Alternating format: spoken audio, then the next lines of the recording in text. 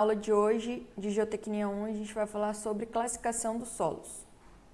Bom, a importância da classificação é que há uma diversidade enorme no comportamento, né, dos solos. E essa diversidade, né, essa variação no comportamento, ela está atrelada à enorme, né, variabilidade de solos que a gente tem. Então, como a gente tem muitos tipos de solo, né, espalhado pelo território, esse comportamento, a classificação de solo serve para a gente tentar agrupar os solos que têm características semelhantes. Então, a gente tenta agrupar de acordo com a classificação. E aí, através, né, da classificação, a gente tentar estimar o provável comportamento, né, daquele solo para determinadas funções. Então, por exemplo, vou fazer uma fundação. Então, qual é a classificação desse solo? Ele é granular? Ele é um solo, né, a gente vai ver mais para frente, perante a classificação unificada, qual é a classificação dele? De acordo com o sistema ácido, qual é a classificação? Então, dependendo do tipo de classificação, né, de qual classe ele vai se enquadrar, a gente já consegue prever esse comportamento, né? Muitas das vezes a gente consegue prever. Então, pensar na classificação já é pensar, esse solo é bom, esse solo é ruim, esse solo vai se comportar de X ou de Y maneira. E aí, o sistema de classificação, né, ela pode ser de uma maneira empírica, né, que seria através de testes visuais, né, que é classificação tátil-visual. Então, ele é bem rápido, né, e orienta a identificação do reconhecimento dessas amostras de solo. Só que o ideal seria o quê? Realizar ensaios, né, em laboratórios, principalmente ensaios de granulometria, limite de liquidez, plasticidade. Na metodologia MCT, por exemplo, levam em consideração ensaios diferentes. Então, a partir desses ensaios e dessas características físicas, né, que vão ser obtidas, a gente consegue classificar os solos através de sistemas, né? Então, a gente sempre vai estar trabalhando com granulometria, né, tamanho das partículas, com relação ao limite de liquidez, limite de plasticidade. Então, a maioria dos sistemas de classificação leva em conta esses aspectos.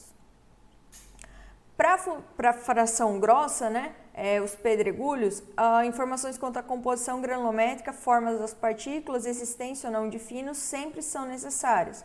Então, por exemplo, né, os agregados graúdos, né, eles podem ser angulosos ou esféricos, né, até chegar aos esféricos. Então, o que isso vai influenciar no comportamento do meu solo? Geralmente, agregados angulosos, eles têm a capacidade de, né, se arranjar melhor, ou seja, o atrito entre as partículas vai ser maior quando eu comparo com do tipo esférico. Para os solos finos, né, é importante informações sobre plasticidade, resistência à compressão do solo quando seco, né, e seu comportamento quando imerso em água. Então, isso vai estar bastante relacionado com o tipo de argila, né, de argila mineral que está presente ali naquele solo. E aí, essa classificação ou agrupamento desses solos, ele é importante justamente para a gente tentar prever essas características, né, e tentar avaliar se aquele solo vai se comportar de X ou de Y maneira. Bom, e aí um sistema de classificação, ele como existem vários, né, a gente precisa verificar para que eu estou classificando aquele solo. Se ele tem fins, por exemplo, rodoviários, ele vai ter um tipo de classificação. Se eu estou classificando para fundações, ele vai ser outro tipo de classificação, e assim por diante. Então, não adianta eu falar, a gente já vai ver mais para frente, né? Esse solo é um A24 para fundação. Por quê? Porque geralmente quem trabalha com fundação não trabalha com esse tipo de classificação. E vice-versa, né? Então, se a gente classificar um solo para fundação e tentar aplicar em estradas, a gente pode ter alguma correlação. Mas, geralmente, né, para cada ramo da engenharia, existe uma classificação que é mais usual.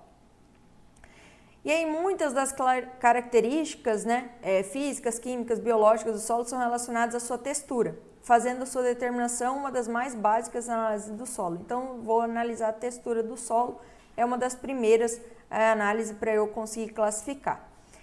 E aí, a curva granulométrica, principalmente, né, ela define a distribuição das diferentes dimensões das partículas, enquanto a escala define a posição relativa aos 4 grupos, ou seja, pedregulho, areia, siltes e argilas. Então, eu consigo classificar isso, por exemplo, eu tenho vamos supor, um pedregulho arenoso, né? Então, essas duas classificações, essas características, né, elas vêm propriamente dito da minha curva granulométrica.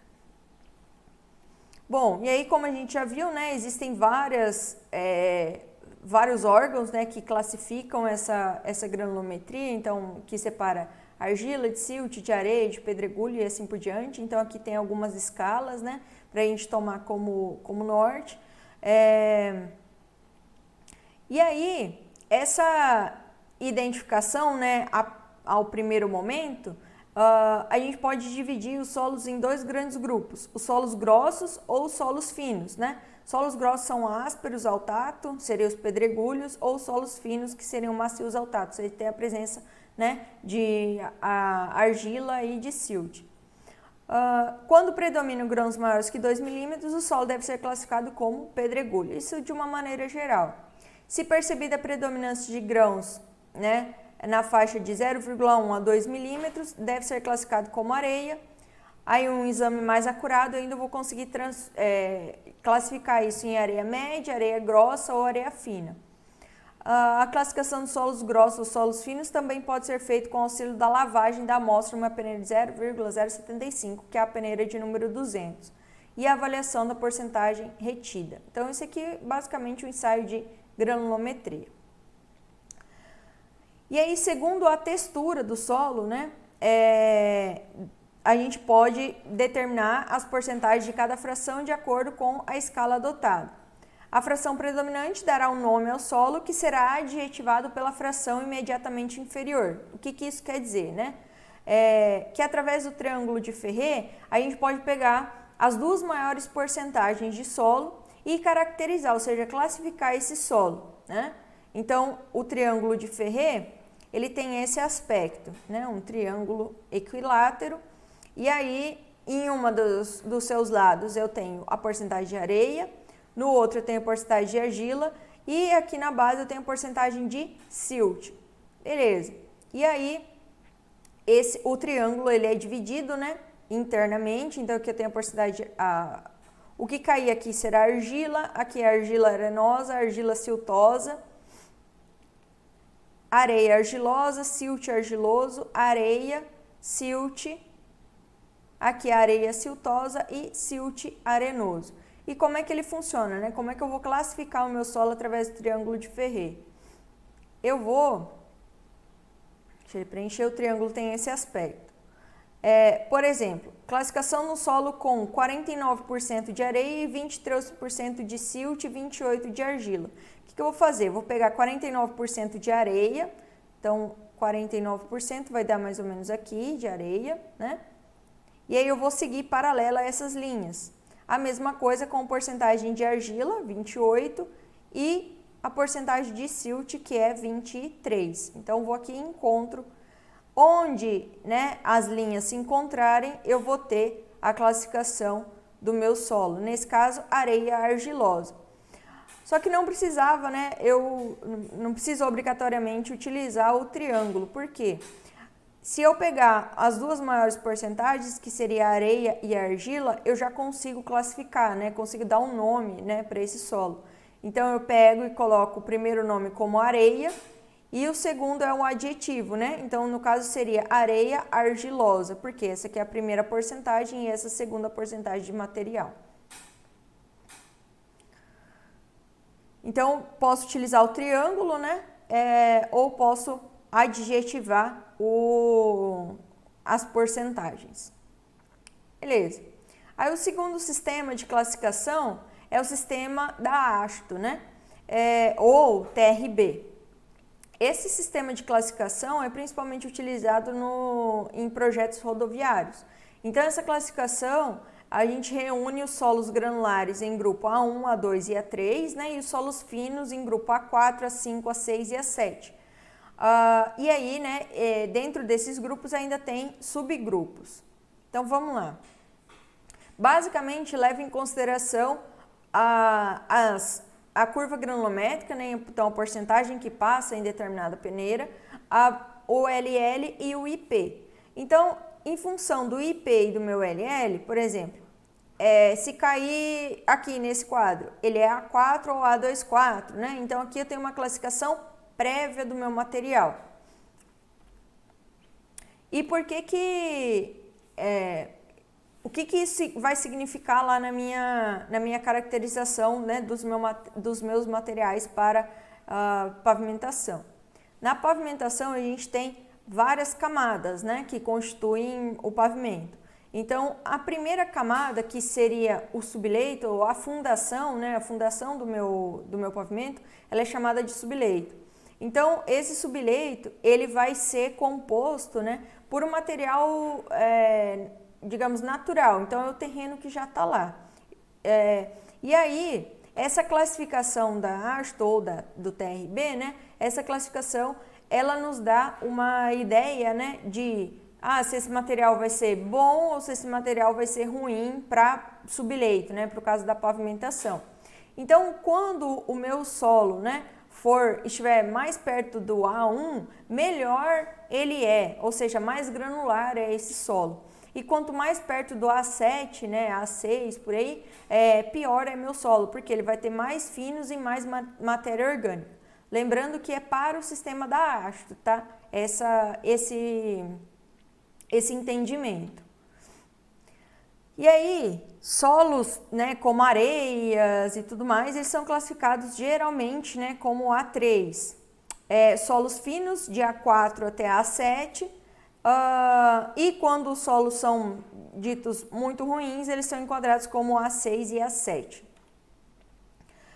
Ainda, né, falando sobre a classificação da ASTO, foi inserido o chamado índice de grupo. O que seria o índice de grupo, né? Ele é um número inteiro, né, que varia de 0 a 20 e define a capacidade de suporte do terreno de fundação do pavimento, ou seja, do subleito. E aí esse índice de grupo, ele nos dá uma ideia de suporte, de capacidade de suporte daquele material. Então, os valores de IG mais próximo de 0, eles são materiais muito bons. E os solos mais próximo de 20, com IG próximo de 20, eles são classificados como ruins ou péssimos. A determinação do IG baseia-se basicamente, né, nos limites LL e LP e na porcentagem de material fino que passa na peneira 200. Então, vamos lá.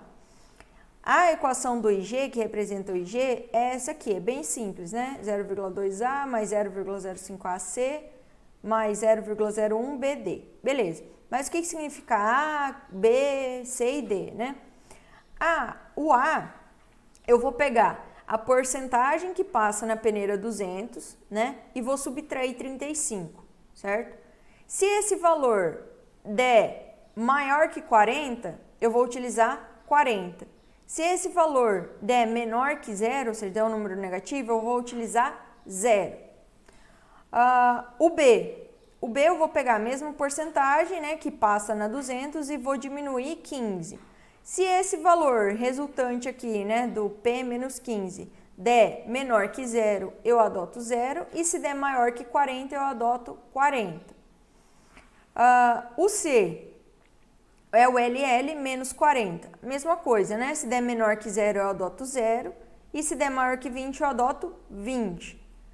E o D é o IP menos 10. Ele tem que estar entre 0 e 20. Então, se der menor que 0, eu uso 0. Se der maior que 20, eu uso 20. Por que isso, né? Porque o meu IG, ele nunca vai dar maior que 20 e nunca vai dar menor que 0. Se der, meu IG deu 21, você fez alguma coisa de errado, certo? Bom, então vamos para um exemplo para ficar mais claro isso. Porcentagem que passa na peneira 10, 100%, que passa na 40, 100%, que passa na 200, 24%. Meu limite de liquidez é 22%. e o limite de plasticidade 20%. Então vamos lá. Primeira coisa, eu vou calcular o IP. Então é o LL menos o LP. Então isso aqui vai me dar 2, certo? Aí eu vou calcular o A. O A é a porcentagem que passa na 200 menos 35. Então porcentagem que passa na 200, 24. Menos 35 vai dar um número negativo. Se ele der um número negativo, eu vou usar 0, certo? Como P é menor que 35, adota-se 35. B é porcentagem que passa menos 15. Então, a porcentagem que passa é 24 menos 15 vai me dar um valor entre 0 e 20, né? Então, 0 e 40, desculpa. Então, tá ok, né? Deu 9, então eu adoto 9. 9 tá dentro do meu intervalo. O C, LL menos 40. Limite de liquidez é 22. Menos 40 vai me dar um número negativo. Então, eu vou adotar 0, certo? E o limite de plasticidade, o índice de plasticidade é 2. Então, 2 menos 10 vai me dar um número negativo e eu vou adotar 0 também, certo? Então, o meu A ficou igual a 0, o B igual a 9, o C igual a 0 e o D igual a 0. Então, resolvendo a equação, eu tenho zerado aqui, 0 aqui e aqui também 0. Então, meu IG é igual a 0, certo? Então, se eu fosse olhar só pelo IG, para a pavimentação, esse solo seria um solo de boa qualidade. Tá, mas essa é a classificação do TRB? Não, a classificação ela é feita por esse quadro, né? Como que funciona essa classificação? Deixa eu pegar uma caneta. Eu vou começar sempre de cima para baixo, certo? E da esquerda para a direita, para caracterizar meu solo. Bom, primeira coisa, peneiras, né? Porcentagem que passa na peneira 10. Então, vou avaliar quanto que passa na peneira 10. É no máximo 50? Então, vou continuar nessa coluna. Ah, não, porcentagem que passa na peneira 10 é 51. Ou o nosso exemplo lá, né, que era 100%. Então, não se caracteriza. O que eu vou fazer? Vou passar para a próxima coluna. A próxima coluna não tem nenhuma especificação, né, a respeito da peneira 10. Então, para mim, não interessa. Eu vou passar para a linha de baixo. Então, a porcentagem que passa na peneira 40, lá era 100%, né? Também não se enquadra aqui. Então, essas duas já foram excluídas, né? Beleza. Então, 51 é o máximo? Beleza. Então, vou passando para a próxima coluna. A mesma coisa. Peneira 200, 10% máximo, né? Não se enquadraria nisso. Se enquadraria, né, na 35 máximo. Então, pode ser essa, pode ser essa, pode ser essa. Esses aqui já não atendem, né? Mas é uma dessas aqui. Que mais? Limite de liquidez, 40 o máximo. Beleza, então se enquadraria nessa coluna. Índice de plasticidade, né? No máximo 10. O nosso deu 2. Então, a classificação daquele solo, daquele exercício é A2, 4. Por quê? Porque é a primeira coluna que atende todos os requisitos. E assim por diante. Então, não atendeu o primeiro requisito, eu já elimino essa coluna. Não atendeu o primeiro, mas não atendeu o segundo, então eu elimino. Não atendeu o primeiro, eu elimino também. E assim por diante. Depois que eu encontrei, por exemplo, aqui eu encontrei, né, 35 máximo, 40 máximo, 10 máximo, índice de grupo igual a 0. Beleza, essa aqui é a minha classificação. Eu não vou continuar olhando, né? Se eu já encontrei, é a primeira coluna, né, que eu atendo todos os meus requisitos. E qual que é a classificação? A classificação é chamada de A24. Então, esse solo é um solo A24, certo? A característica dele é excelente a bom e a areia ou areia siltosa ou argilosa. Então, isso aqui só são informações complementares, tá? Não é a classificação. A classificação é, esse solo é um solo classificado como A24. É esse código aqui, vamos se dizer, né? Então, é assim que funciona a classificação da AASHTO. A nossa terceira classificação é o sistema unificado. Então, o sistema unificado ele classifica em G, S, M, C e O, né? Que são as iniciais, né, dos tipos de solo em função, quando a gente fala em inglês, né? Então, pedregulhos, areias, siltes inorgânicos e areias finas, argilas inorgânicas, siltes e argilas orgânicas. E aí, ainda cada grupo ele é subdividido, né, em bem graduado, mal graduado, alta compressibilidade e baixa compressibilidade. A classificação da SUCS também leva em consideração os coeficientes, né, de uniformidade e coeficientes de curvatura das nossas curvas granulométricas, que foi o que a gente viu nas aulas anteriores. Aí eu tenho a classificação aqui, né, que a gente já viu, para areias bem graduadas, pedregulhos bem graduados, tem esses limites aqui. Bom, e aí como que é feito, né, essa classificação? Geralmente não, ela é representada por duas letras, né? Uma com o tipo de material e outra com o comportamento dele. Então, né, para materiais granulares, né, a gente vai falar que é mal graduado, bem graduado, e com relação a solo fino, a gente vai utilizar os termos de alta compressibilidade ou baixa compressibilidade, né? E aí, Casagrande ele fez esse gráfico aqui para caracterizar, né, que seria a carta de plasticidade desses solos. Então, eu tenho aqui uma linha, que é chamada de linha A, né, que ela classifica... A linha A é uma fronteira arbitrária entre as argilas inorgânicas, ou seja, acima dessa linha eu tenho os siltes inorgânicos e argilas inorgânicas. Então, eu tenho a classificação aqui a partir da linha A. Já a linha U, ela é uma linha que ela representa, né, que se o meu solo, ele passar... eu coloquei aqui o índice de plasticidade e o limite de liquidez. E deu nessa região, ou seja, acima da linha U, eu tenho que rever os resultados, né, porque de todos os ensaios que Casagrande fez... nenhum solo, né, se localizou acima dessa linha U. Então, é importante que, se caso venha acontecer, eu verifique os meus resultados para ver se não tem nada incoerente, né, porque acima da linha U é muito improvável que tenha algum solo que pare, né, nessa região do gráfico. Aí aqui tem a equação, né, da linha U. Caso vocês queiram desenhar no Excel, tem aqui a equação. E a linha A é representada por essa equação. Além desse gráfico da plasticidade, né, a gente ainda tem um método que auxilia na classificação.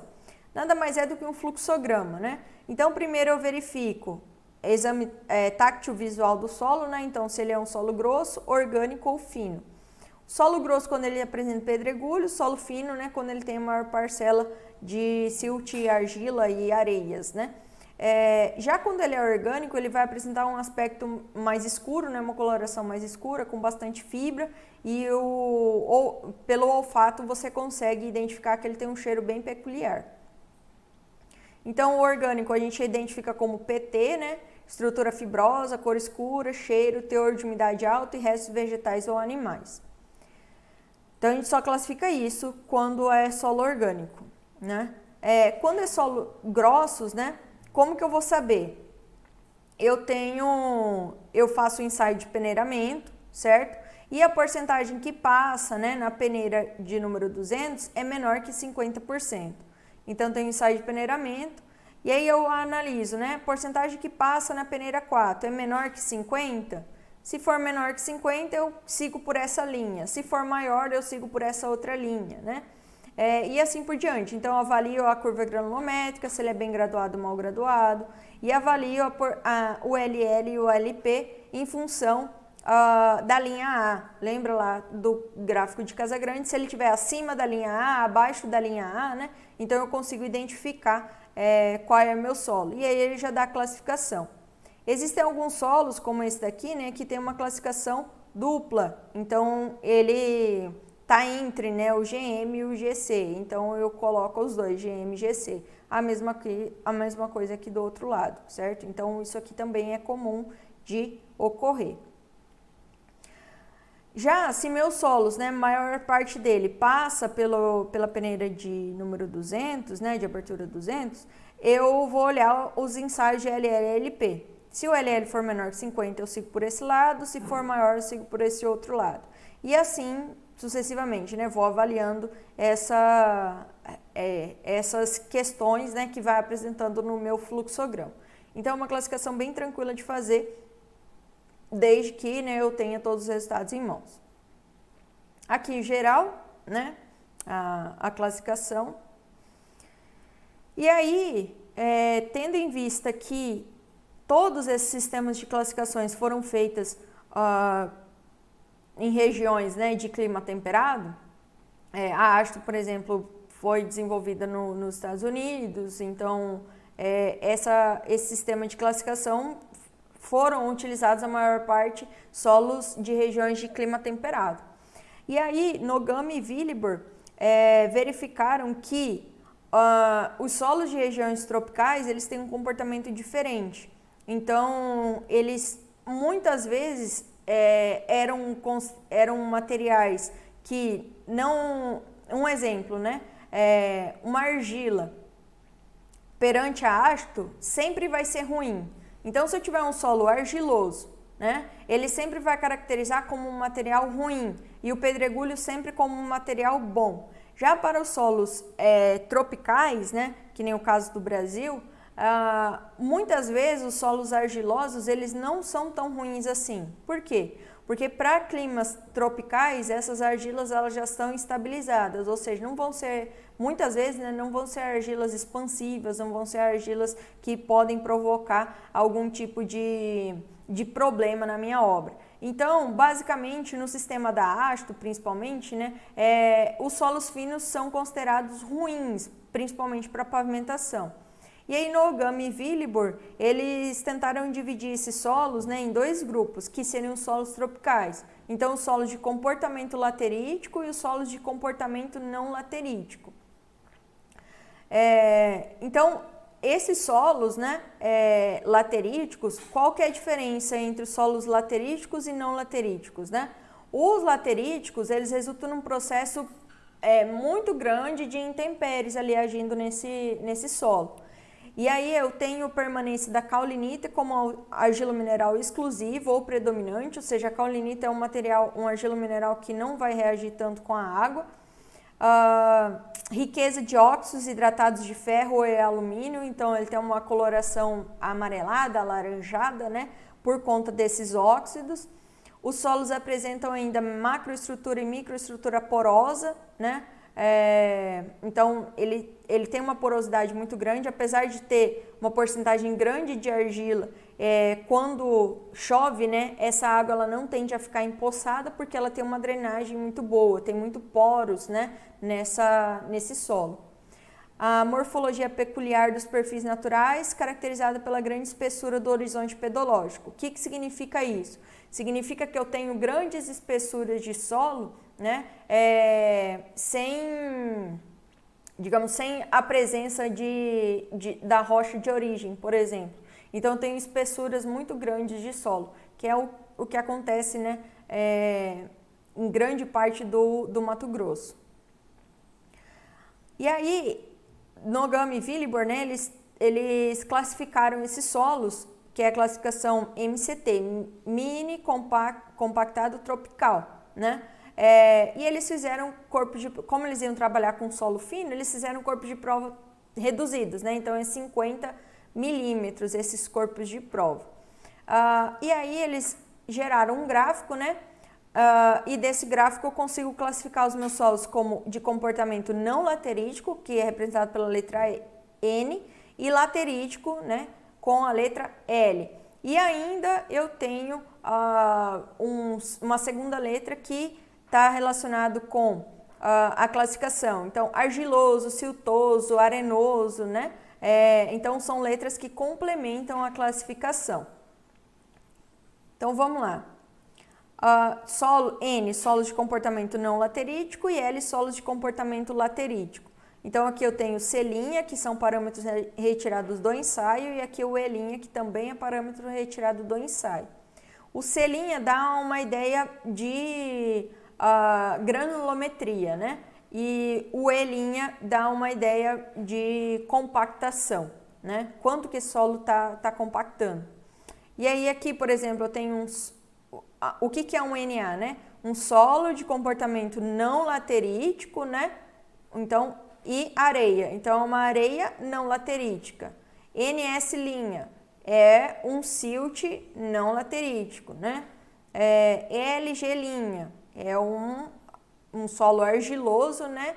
Laterítico. Então, laterítico argiloso. E assim por diante. Então, eu tenho esse gráfico aqui que representa a classificação. Para eu classificar, né, da metodologia MCT, eu vou pegar 200 gramas de solo, né, com diferentes umidades, e eu vou fazer uma curva de compactação em cada uma dessas energias. Então, eu não tenho um número de golpes, né? Eu vou compactar aquele solo até que ele não consiga mais ser compactado. Então, eu vou medindo qual que é a redução desse corpo de prova. Vai chegar um momento que ele não vai compactar mais. Então, é basicamente isso que baseia-se, né, a metodologia MCT. E aqui está um ensaio, então eu vou colocar meu corpo de prova, meu solo aqui dentro e eu vou compactar. E aí eu vou medindo, né, quanto que ele está reduzindo. Vai chegar um momento que ele não vai reduzir mais e eu anoto esses resultados. Depois disso, eu vou deixar esse solo como perda por imersão. Então, esse meu corpo de prova, eu vou colocar, retirar ele do molde, né, 1 centímetro, e aí eu vou deixar ele imerso em água, né, por 24 horas, e vou colocar uma cápsula aqui embaixo para coletar o que foi desprendido. Óbvio, né, que se meu solo for mais arenoso, esse solo ele vai desprender mais, e se ele for mais argiloso, né, ele tende a ficar mais grudado aqui, né, no meu corpo de prova. Aqui está um exemplo, né, da bandeja aqui embaixo e do corpo de prova. Então, esse aqui saiu inteiro, né? Esse daqui não caiu quase nada, então eu coloco os corpos de prova ali para fazer a perda de massa por imersão. E aí aqui tem os resultados, né, com relação às curvas de compactação e tudo mais. Então eu gero essas curvas de compactação e aplico essa equação para eu determinar o E', certo? Então, o E' é em função da perda de massa por imersão e da inclinação das curvas de compactação. Feito isso, eu consigo, né, classificar o meu solo. Então, o C' deu 1 e o E' deu 2. Então, ele é um solo classificado como NS' e assim por diante. E aí, no Gama e Willibor, eles ainda desenvolveram um método expedito, né? Que é o método expedito das pastilhas. Nada mais é do que moldar um corpo de prova com no formato de uma pastilha e verificar qualquer penetração de uma agulha, né, padronizada nessa pastilha de solo. E, além disso, né, deixar ela secar em sombra para ver quanto que ela vai reduzir de diâmetro. Então, a gente classifica da mesma forma, calcula o C' e o E', né? E aí, a gente tem também a tabela de classificação. Então, coeficiente C' menor que 0,5 e penetração menor que 3, ele é um LA. E assim por diante. Então, eu tenho esses dois tipos de classificação. Em laboratório e a expedita, que é um método mais simples, né, de determinar a classificação MCT dos materiais. E aí aqui tem uma classificação, né, digamos assim, para falar do comportamento desses solos em função da sua classificação MCT. Então, por exemplo, um solo argiloso, né, laterítico. São argilas arenosas, o o mini CBR é alto, perda de suporte por imersão baixo, expansão baixa, né, contração, permeabilidade e assim por diante. Então, a metodologia MCT é uma metodologia bem completa, né, que ela já existe há um bom tempo no Brasil e ela nos diz as características dos solos para diferentes índices, né? Então, capacidade de suporte, expansão, contração, permeabilidade e plasticidade. Então, se a gente fizer todos os ensaios da metodologia, a gente consegue chegar a esses resultados aqui. Bom, aí